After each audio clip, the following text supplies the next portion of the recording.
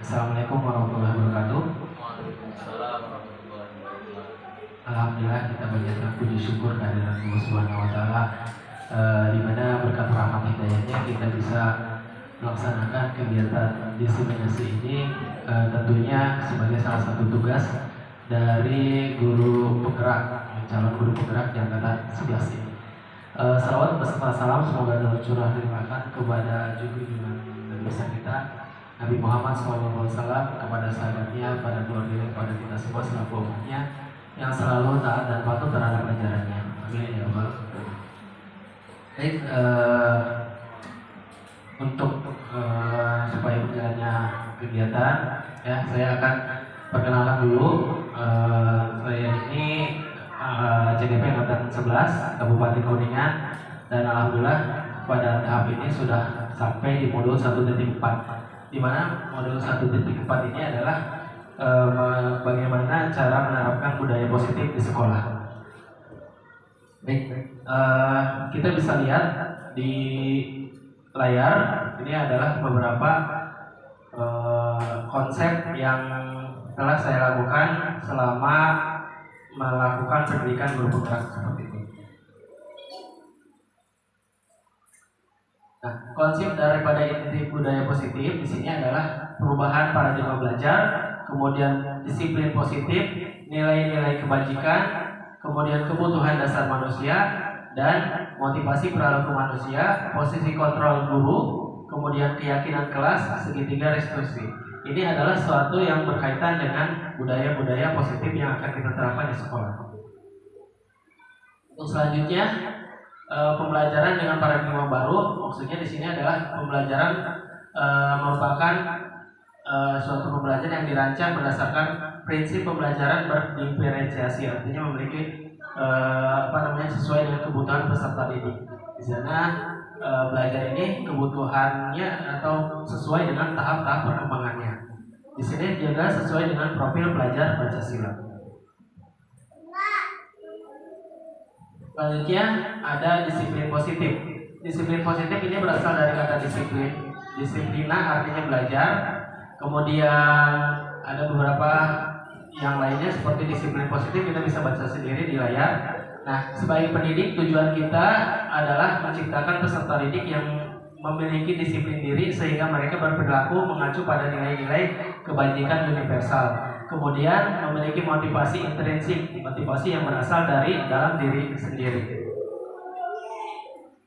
Tentunya menuju ke perilaku ke arah yang lebih baik. Nah, selanjutnya nilai-nilai kebajikan. Apa saja sih nilai-nilai kebajikan? Yang pertama, contoh dari nilai kebajikan dari suatu institusi atau organisasi. Yang pertama, profil pelajar Pancasila.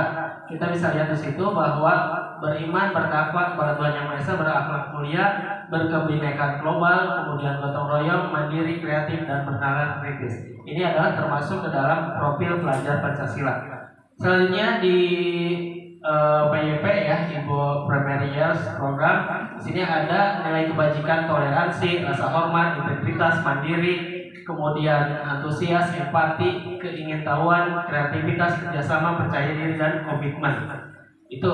Kemudian yang ketiga ada keterampilan hidup atau life skill. Life skill di sini tadi contohnya udah dijelaskan ya. Kemudian untuk kebutuhan dasar manusia ini ada beberapa macam. Kita bisa atau apa yang kita inginkan dari seluruh tindakan yang kita lakukan ini memiliki tujuan tertentu. Usaha terbaik kita yang kita lakukan dalam rangka kebutuhan dasar yang terpenuhi dengan baik. Nah, ini 5 kebutuhan dasar. Yang pertama, kebutuhan dasar untuk hidup, bertahan hidup, seperti makanan, pakaian, tempat, kemudian tempat tinggal, keamanan, kesehatan. Untuk selanjutnya adalah penguasaan. Kebutuhan dasar yang kedua, penguasaan, harga diri, keinginan untuk dianggap, memimpin, berprestasi, kemudian diakui dan dapat didengar. Kemudian yang ketiga adalah rasa kasih sayang. Rasa kasih sayang seperti rasa diterima, dipedulikan, kemudian kerjasama menjadi bagian dari kelompoknya tersebut. Kemudian yang selanjutnya keempat adalah kebebasan, seperti contohnya mandiri, bebas bergerak, tidak ingin dipengaruhi oleh orang lain. Kemudian yang terakhir adalah kesenangan seperti bermain, humor, antusiasme, tertawa. Itu adalah termasuk 5 kebutuhan dasar yang ingin dipenuhi atau yang murid ingin jadi yang ingin murid butuhkan seperti itu. Selanjutnya adalah motivasi perilaku manusia. Di sini kita bagi beberapa bagian ya untuk menghindari ketidaknyamanan atau hukuman, kemudian untuk mendapatkan imbalan atau penghargaan dari orang lain tentunya, kemudian untuk menjadi orang yang memiliki keinginan dan dihargai diri sendiri dengan nilai-nilai yang mereka percayai atau disebut dengan motivasi intrinsik. Dari ketiganya saling berkaitan. Untuk selanjutnya hukuman.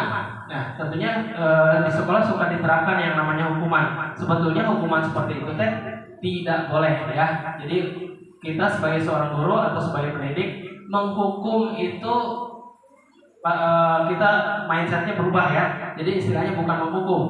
Di sini saya jelaskan mengenai hukuman itu tidak terencana atau tiba-tiba. Kemudian murid tidak tahu apa-apa akan terjadi atau tidak dilibatkan atau bersifat satu arah seperti itu. Kemudian beberapa hukuman biasanya seperti hukuman fisik atau verbal. Misalkan contohnya push up atau lari keliling lapangan. Nah, itu seperti contoh hukuman seperti itu.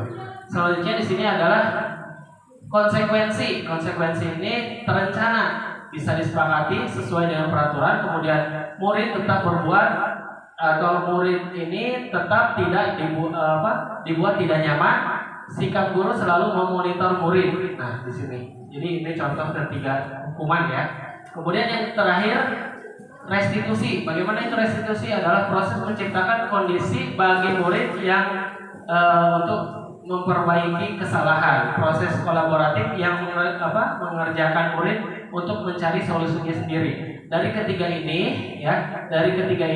yang sering dilakukan untuk yang sekarang atau yang dulu adalah seperti menghukum dan mengkonsekuensi seperti itu, konsekuensi yang dilakukan. Cuma sebagai paradigma baru yang sekarang, yaitu kita bisa lakukan dengan cara restitusi. Bagaimana restitusi itu?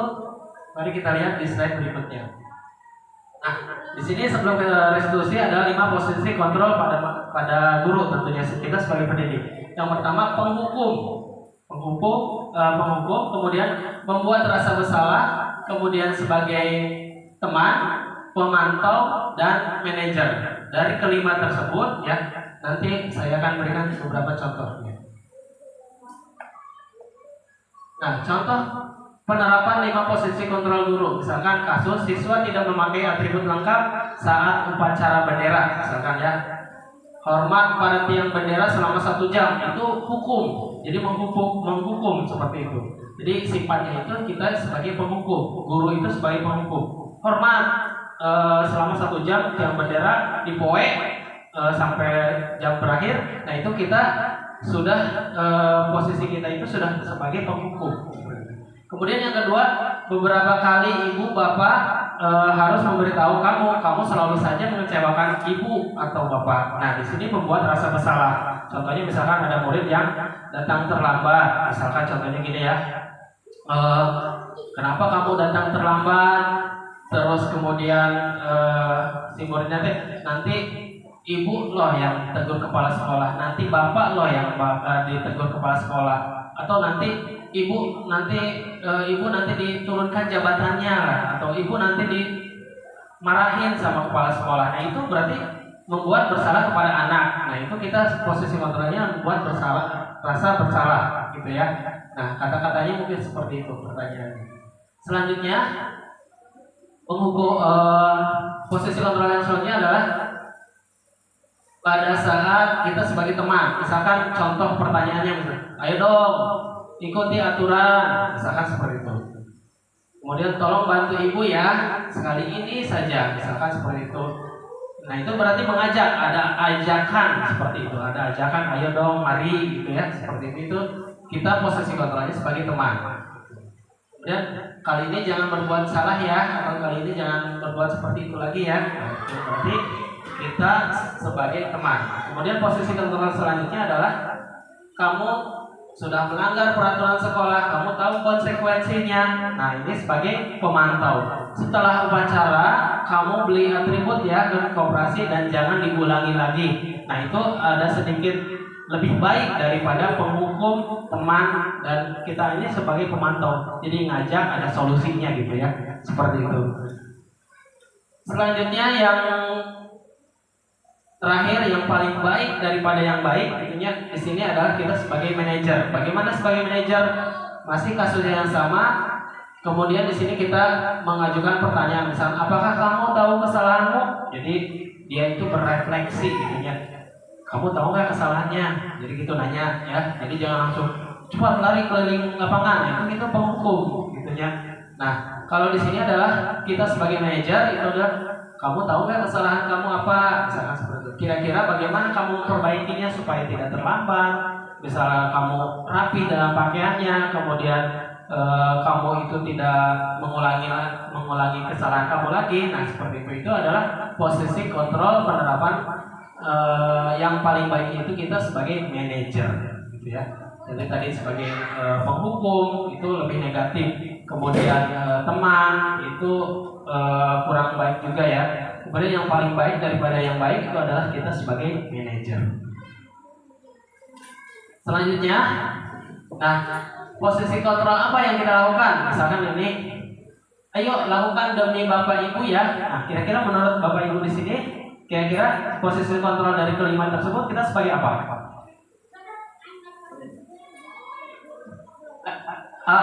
Ayolah lakukan demi Bapak Ibu. Berarti tadi ada kata ayo, berarti kita sebagai, kira-kira menurut Bapak Ibu apa? Sebagai teman, betul sekali ya. Nah, ada kata di sini ada ayolah, berarti kalau misalnya itu kita sebagai teman. Dengan murid itu sebagai babaturan lah, gitu kan, sebagai teman. Misal ada lagi posisi kontrol apakah ini, misalkan, apa rencanamu untuk menyelesaikan masalah ini? Kira-kira teman, pemantau, atau manajer, atau tadi membuat rasa bersalah? Manajer. Apa rencanamu untuk menyelesaikan masalah ini? Nah, berarti ini adalah memberikan suatu pertanyaan di mana si murid tersebut memecahkan solusinya sendiri. Nah, ini sebagai manajer seperti itu.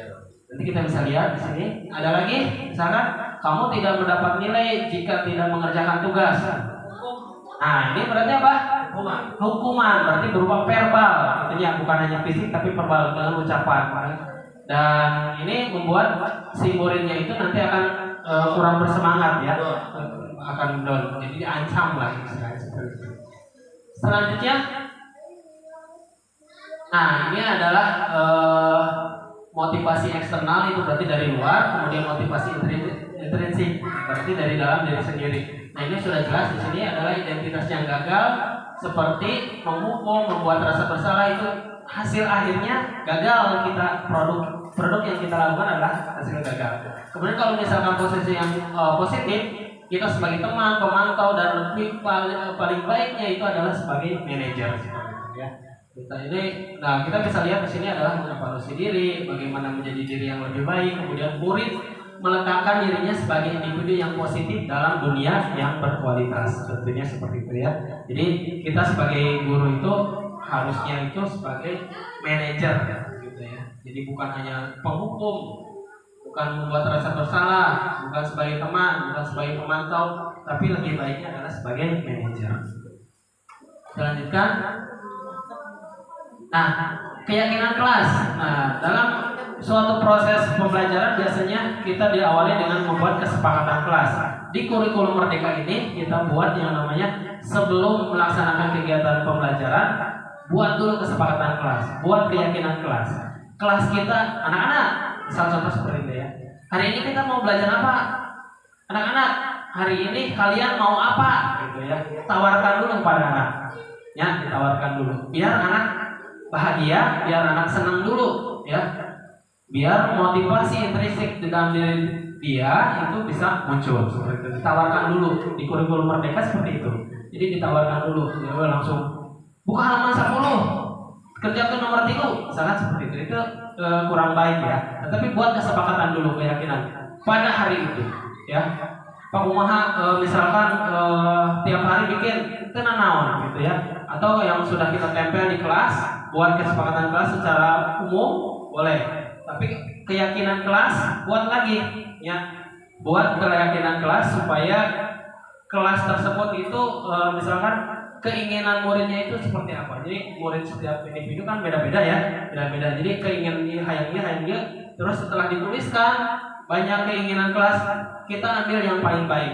Tanyakan pada teman-teman di kelasnya mana yang disetujui, mana yang tidak. Seperti itu. Contoh kemarin saya juga udah buat beberapa keyakinan kelas. Pertama tadi kemarin ya yang sudah saya lakukan itu ada yang murid menulis keyakinan kelas ingin belajar di warung Adeni.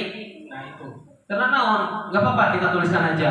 Ingin belajar kelompok di luar.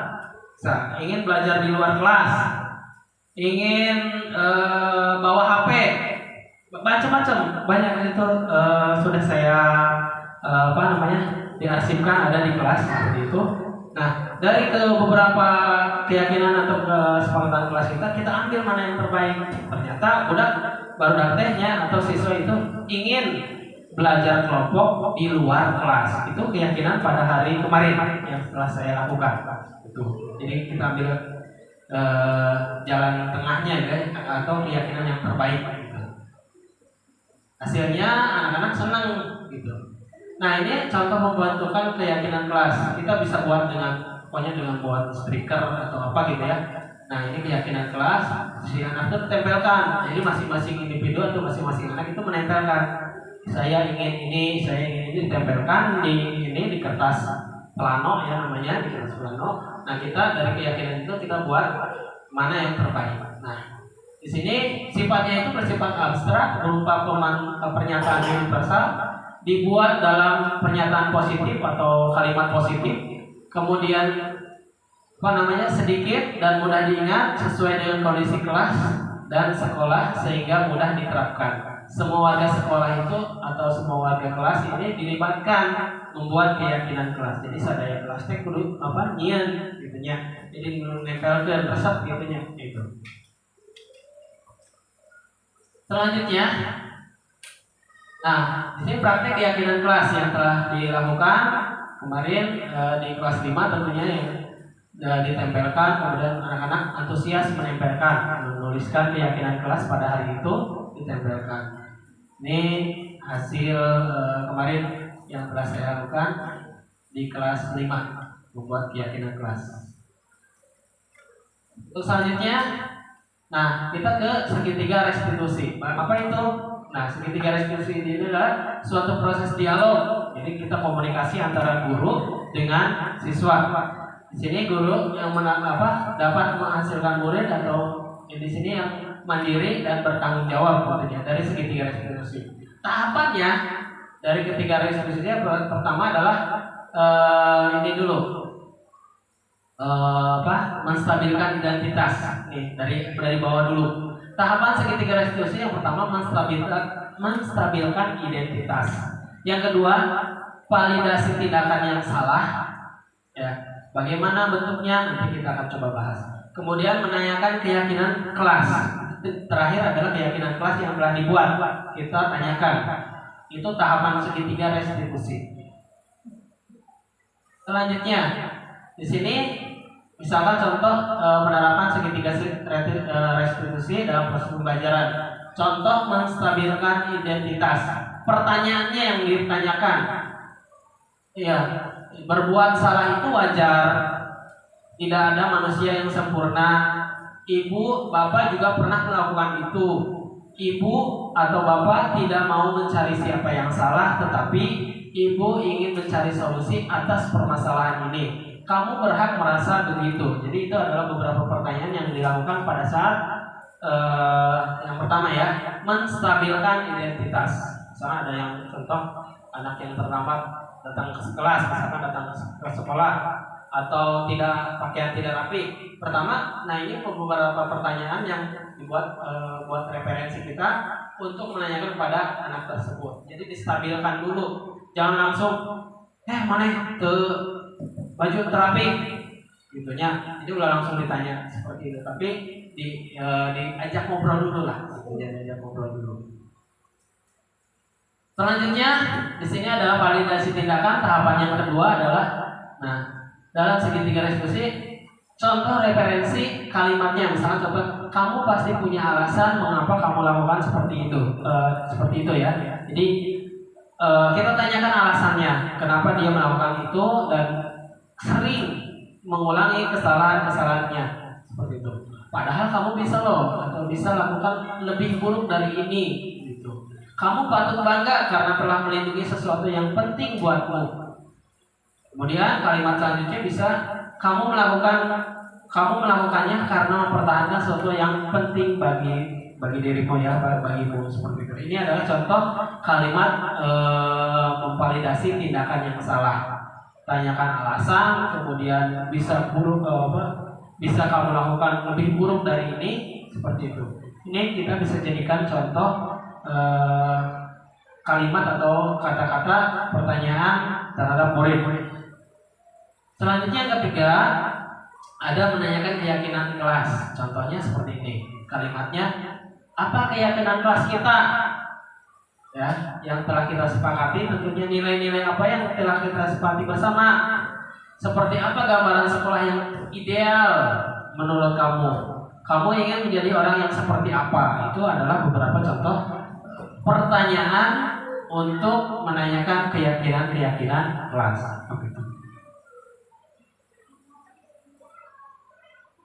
Lanjutkan. Nah, ini contoh penerapan segitiga restitusi ya. Misalkan contoh ada siswa yang datang terlambat. Ini nanti videonya ya. Videonya cuma nanti kita coba ya.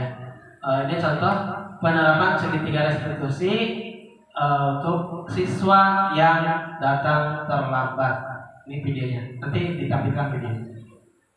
Baik, selanjutnya adalah contoh penerapan segitiga restitusi kasus 1. Kasus 1 itu merestitusi siswa yang datang terlambat ke sekolah. Seperti itu. Jadi ini contohnya yang telah saya lakukan. Kemudian kasus 2, selalu berpakaian tidak rapi, baju dikeluarkan. Kita coba ajak ngobrol. Jadi jangan langsung suruh dihukum gitunya, tidak. Tapi kita diajak ngobrol dulu. Seperti itu ya.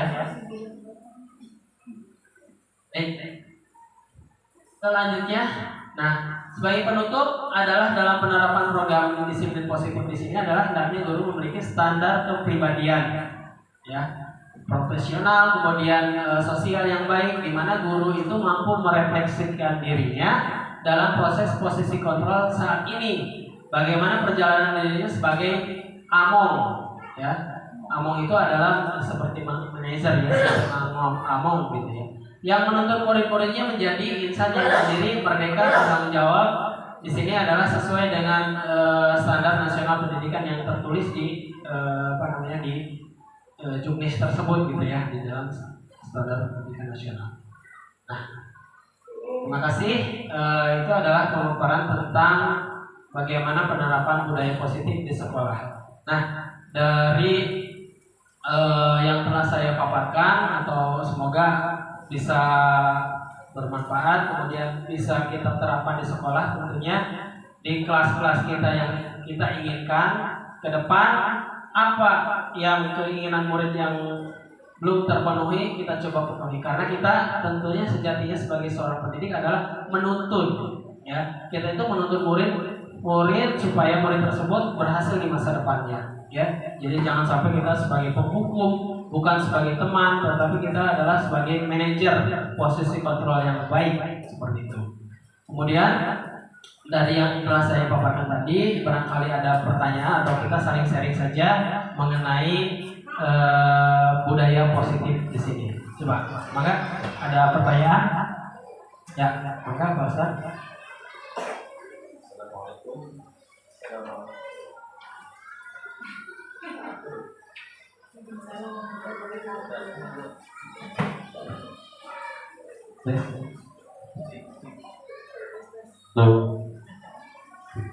Assalamualaikum warahmatullahi wabarakatuh.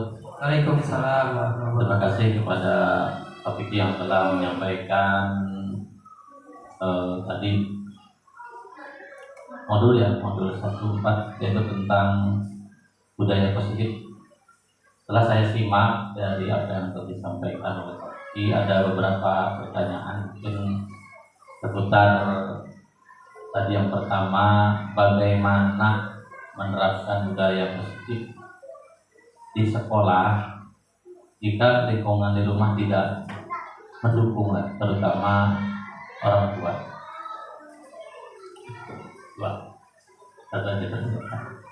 Terima kasih. Baik, langsung dijawab saja ya. Nanti pertanyaan atau sesi 2 nanti kita lanjutkan. Baik, untuk pertanyaan dari Pak Ustadz, bagus sekali pertanyaannya ya. Saya sangat mengapresiasi. Untuk pertanyaan pertama tadi, bagaimana kita sebagai pendidik ya menerapkan budaya positif di sekolah, tapi di lingkungan rumahnya itu tidak mendukung, artinya dalam kaitannya adalah dengan orang tua. Oke, baik. Yang pertama yang harus kita lakukan adalah menerapkan budaya positif. Tetap kita lakukan di sekolah, cuman kita harus berkolaborasi dengan orang tua. Artinya memberi pemahaman gitu, memberi pemahaman kepada orang tua pada saat misalkan kita kunjungan ke rumah bisa, atau pada saat orang tua murid kita bisa lakukan bagaimana penerapan budaya positif di sekolah itu bisa juga diterapkan oleh keluarga di rumah atau oleh orang tua di rumah gitu. Artinya kita sebagai pendidik juga harus saling kolaborasi ya, kolaborasi berbicara baik-baik dengan orang tua murid seperti itu mungkin ya. Baik, terima kasih Pak Ustadz pertanyaannya. Ada lagi yang baik? Maka Bu Yanti. Assalamualaikum warahmatullahi wabarakatuh. Waalaikumsalam warahmatullahi wabarakatuh. Pertanyaan yang akan aku ajukan itu, dalam penerapan segitiga restitusi, apakah tahapannya harus berurutan? Beliau saya menurut. Waalaikumsalam warahmatullahi wabarakatuh. Baik, terima kasih pertanyaannya bagus sekali ya. Kita berbicara mengenai segitiga restitusi di sini ada tahapan-tahapannya betul ya. Jadi mulai dari menstabilkan identitas, validasi tindakan, menanyakan keyakinan. Baik, apakah tidak berurutan? Nah, di sini untuk membuat yang namanya segitiga restitusi itu berurutan, Ibu ya. Jadi berurutan tetap. Yang pertama menstabilkan dulu identitas. Jadi jangan langsung kita menanyakan apa sih keyakinan kelas kita, jangan langsung tiba-tiba ujuk-ujuk itu nanti budaknya si murid itu akan bingung nanti terhadap pertanyaan. Jadi kita coba distabilkan dulu, namun orang namanya di ledesan lah gitu ya, ditanya baik-baik seperti itu. Menstabilkan identitas dulu, kemudian memvalidasi tindakan yang salah. Tentunya kita membuat beberapa pertanyaan supaya anak itu nyaman dulu, mau terbuka gitu ya, mau jujur apa yang anak atau masalah apa yang anak sedang hadapi gitu, sekarang ini, sehingga dia mau mengungkapkan alasannya seperti itu. Dan terakhir yaitu menanyakan keyakinan kelas kita. Dari sini kita lihat bahwa untuk menyatakan keyakinan kelas di sini adalah supaya anak itu tahu bagaimana solusinya, pemecahan masalahnya gitu ya. Dia kalau misalkan ini ya, jadi menimbulkan kesan positif lah istilahnya gitu ya. Jadi jangan guru itu atau pendidik itu dipikasiin gitu ya. Bunga Pak, atau ketemu guru aja ogah-ogahan gitu ya, apalagi mau jujur. Nah, jadi kita lebih mendekatkan atau melakukan pendekatan secara intensif terhadap murid gitu ya. Apa yang murid inginkan, apa yang murid butuhkan. Sejatinya kita adalah sebagai pelayan gitu ya, pelayan yang melayani murid. Itu sesuai dengan filosofi Ki Hajar Dewantara gitu ya, seperti itu. Itu.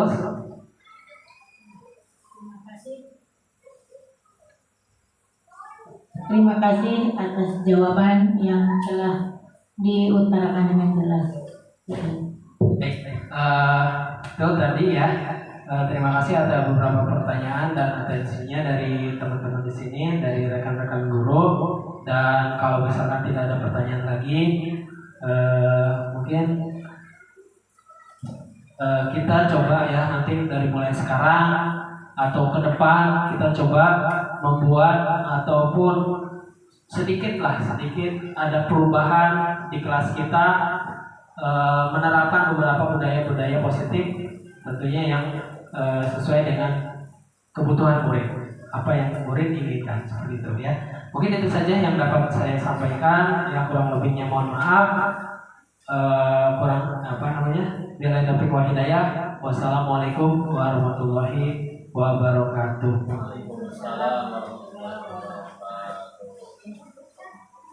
Assalamualaikum warahmatullahi wabarakatuh.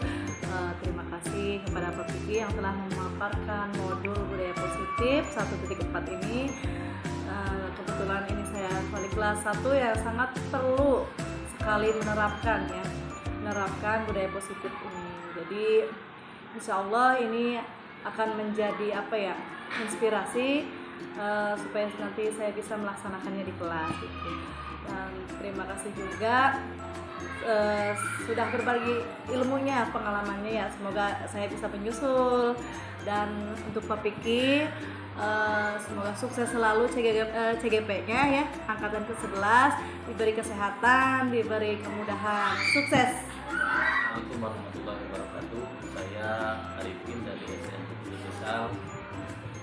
Alhamdulillah tadi beberapa menit telah mengikuti pemaparan dari rekan saya yaitu Pak Vicky yang telah menjadi CGP angkatan 11 yang telah mengambil tema yang berjudul budaya positif yang diambil dari modul 4. Alhamdulillah ternyata di dalam pemaparan tersebut banyak hal yang tadinya tidak kami ketahui dan saya pribadi mungkin belum paham, ternyata sudah paham, terutama untuk menerapkan budaya positif di kelas. Intinya saya akan menerapkan insya Allah nanti ke depannya untuk menerapkan budaya positif tersebut baik itu di lingkungan sekolah maupun di lingkungan sekolah. Terima kasih Pak Vicky yang telah memberikan ilmunya. Semoga sukses, semoga kita lancar dan